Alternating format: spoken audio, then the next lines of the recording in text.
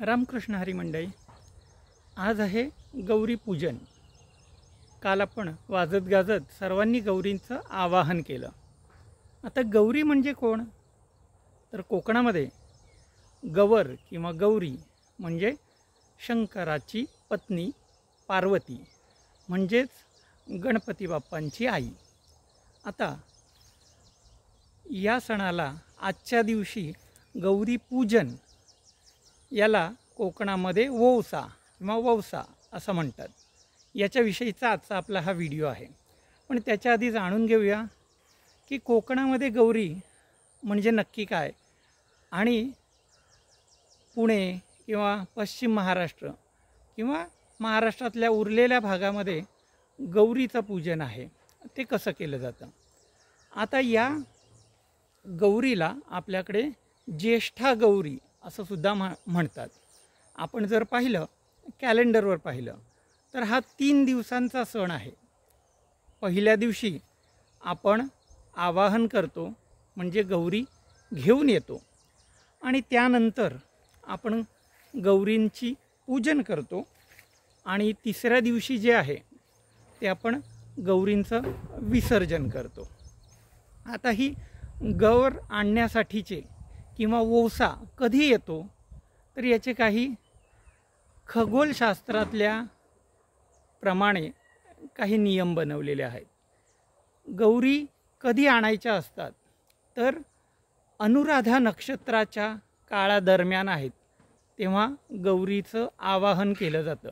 म्हणजे चंद्र अनुराधा नक्षत्रामध्ये जर असेल तर त्यावेळी आपण गौरी आणतो, आणि चंद्र ज्येष्ठा या नक्षत्राचं असेल त्या काळामध्ये आपण गौरीचं पूजन करतो। आता भाद्रपद शुक्ल अष्टमीला आपण गौरींचं आवाहन करतो अनुराधा नक्षत्रावर, आणि नवमीला दुसऱ्या दिवशी जेव्हा ज्येष्ठा नक्षत्र असतं त्या काळामध्ये गौरीचं पूजन केलं जातं। आता विसर्जन कधी करतात, तर तिसरा दिवस जो आहे दशमीचा, त्या दशमीच्या दिवशी मूळ नक्षत्रावर विसर्जन। म्हणजे हे ज्या वेळा आहेत त्या ठरलेल्या आहेत, आणि त्या त्या नक्षत्रांवर आवाहन, पूजन आणि विसर्जन। आता मूळ नक्षत्रावर विसर्जन करण्याचं काय कारण आहे, तर मूळ नक्षत्रामध्ये एखादी गोष्ट जर तुम्ही सोडली तर ती तुमच्याकडनं कायमची सुटते। त्याच्यासाठी तुम्हाला मदत होते मूळ नक्षत्रावरून त्या गोष्टी सोडल्याची।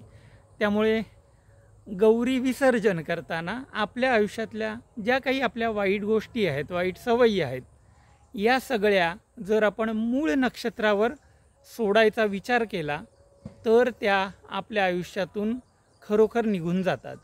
त्यामुळे यावेळी गौरी विसर्जनाच्या वेळी तुम्ही नक्की आठवा की तुमच्या आयुष्यामधली अशी कोणती गोष्ट आहे जी तुम्हाला सोडायची आहे, त्याचा संकल्प तुम्ही या गौरी विसर्जनाला करू शकता। आता ह्या झाल्या कोकणामध्ये विविध पद्धतीने गौरी आणल्या जातात। खड्यांच्या आहेत, मुखवटा असलेल्या आहेत, तेरड्याच्या फुलांच्या आहेत, प्रत्येकाने आपापल्या पद्धतीने केल्या आहेत। आणि कोकणामधल्या ह्या गौरी ज्या आहेत ना, त्या पर्यावरणपूरक आहेत। त्यामुळे ज्या सगळ्या गोष्टी आहेत, आणि जो वौसा आहे, आपण पाहिलं की वौसा हा दरवर्षी नसतो। जर पूर्वा या नक्षत्रामध्ये त्या गौरी आल्या आणि पूर्वामध्ये जर त्यांचं विसर्जन झालं तरच त्या वर्षी वौसा असतो। आता हा वौसा कोणाचा असतो? आता वौसणे म्हणजे काय याची खूप माहिती शोधली असताना तसं काही कुठल्या ग्रंथामध्ये याचा संदर्भ आपल्याला सापडत नाही। कारण ही जी पद्धत आहे ही कोकणातल्या लोकांनी डेव्हलप केलेली, म्हणून विकसित केलेली, किंवा त्यांच्या श्रद्धेतून आणि परंपरेतून निर्माण झालेली एक कलाकृती आहे। आणि याच्यामध्ये ओसण्याची जी पद्धत पाहाल तर संपूर्ण पर्यावरणपूरक, आणि एखाद्या घरामध्ये एखादी लग्न होऊन नवीन मुलगी आलेली आहे तिच्यासाठी हे सगळं नवीन असतं। आता या नवीन गोष्टींमध्ये तिने त्या कुटुंबामध्ये कसं सामावून घ्यायचं, तर ते सामावून घेण्यासाठीचा हा सण आहे। या सणामध्ये सगळे नातेवाईक असतात, त्यांना ते पौषामध्ये पुजलेलं जे वाण आहे ते सर्वांना दिलं जातं. आणि या वाणामध्ये काय काय असतं तर आपल्या निसर्गामध्ये त्यावेळी फुलणारे जी पानं आहेत, नवीन येणारे काकडी आहे, अशी अनेक आहेत, आघाडा आहे, ह्या सर्व वनस्पतींची पानं गोळा केली जातात. याने काय होतं की त्या मुलीला किंवा आपल्या सर्वांना आपल्या या सगळ्या परिसरात असणाऱ्या सर्व झाडांची काय होते, ओळख होते की हे कशाचं पान आहे, हे कशाचं पान आहे. आणि याच्यातून आपलं ज्ञान आहे ते ज्ञान पुढच्या पिढीला पोचवण्याचं हे एक माध्यम आहे असं जरी म्हटलं तरी वावगं ठरणार नाही. कारण गौरी ह्या आनंदाचं, उत्साहाचं प्रतीक आहेत. आणि भाद्रपद महिना हा कोकणामध्ये पाहिला तर आपलं धनधान्य तुम्हाला मागे दिसतंय, भात आलेला आहे, हे सगळं जे आलेलं आहे, तर पृथ्वीने आपल्यावर हिरवी अशी शाल पांघरलेली आहे. ती शाल आणि ही समृद्धी याचा उत्सव साजरा करण्याचे हे गणपतीचे उत्सव आहेत. त्यामुळे कोकणातला माणूस हा वर्षात काही मेहनत करो पण त्याला गणपतीमध्ये मात्र हे 5 दिवस 4 दिवस जेवढे दिवस मिळतील त्याला आपल्या या मायभूमीमध्ये परत यायचं असतं. त्याच्यासाठी अनेक हाल अपेष्टा तो सहन करेल.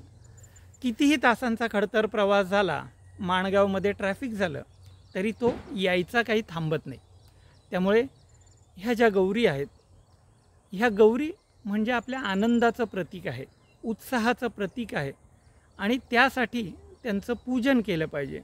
ओवसणे म्हणजे ओवाळणे असा साधारण अर्थ करून एका मोठ्या सुपामध्ये ही वेगवेगळ्या तऱ्हेची पानं, त्याच्यामध्ये ऐन किंवा यांची जी फळं आहेत ती फळं, आपल्याकडे मिळणारी स्थानिक फळं, आणि आता काय होतं, आता तुम्हाला बाजारामध्ये सर्व प्रकारची फळं मिळतात, त्याचं वाण केलं जातं. आणि ते आपल्या नवऱ्याला, आपल्या घरातल्या इतर ज्येष्ठ जे पुरुष आहेत त्या सर्वांना ते वाण दिलं जातं. तर अशा प्रकारची पद्धत ही कोकणामध्ये आहे. आणि बाकीच्या ज्या उरलेल्या महाराष्ट्रामध्ये आहे तर तिथे ज्येष्ठा गौरी आणि कनिष्ठा गौरी अशा गौरींचे 2 स्वरूपामध्ये गौरी आणल्या जातात. 2 मुखवटे असतात. आता याच्या मागची कथा काय, कोकणामध्ये गौरीला आपण पार्वती मानतो पण बाकीच्या महाराष्ट्रामध्ये गौरीला लक्ष्मी असं म्हणतात. त्यामुळे ज्येष्ठा आणि कनिष्ठा ह्या काय आहेत, लक्ष्मीची मोठी बहीण ज्येष्ठा. आणि लक्ष्मीचा जन्म कसा झाला तुम्हाला सर्वांना माहिती आहे. तर अमृत मंथन जेव्हा केलं गेलं त्याच्यामधनं ह्या दोन्ही गौरी बाहेर आल्या, मोठी ज्येष्ठा आणि लहान कनिष्ठा. आता छोटी जी आहे कनिष्ठा, तिचं लग्न भगवान विष्णूंशी करणार होते, पण तिने अशी अट घातली की जोपर्यंत माझ्या मोठ्या बहिणीचं लग्न होत नाही तोपर्यंत मी लग्न करणार नाही. आणि मग त्यासाठी तिचं ज्येष्ठा लक्ष्मीचं लग्न हे एका ऋषींबरोबर लावण्यात आलं.